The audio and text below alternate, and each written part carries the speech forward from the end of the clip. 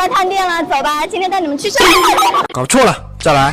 今天带你们去一家解放西蹦完迪之后必吃的小吃店，就是这家，就路过很多次你都会忽略掉的一个小门面。说它这家店只有10平，但是有40多种小吃，点了2个鸡腿、2个鸡爪、牛肉卤粉、卤馄饨，还有瓜凉粉。这像不像豆汁儿？有点甜。什么？第一季好喝的嘞。好喝，有一种外婆的味道，是吧？吃这个，我觉得它的这个萝卜真的加的很多。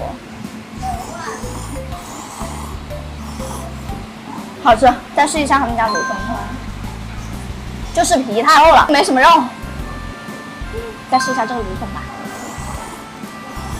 这个比较有嚼劲，但不怎么入味耶。我点牛肉的，这肉还可以。鸡腿，这个是全场最好吃的，很辣，很入味哦。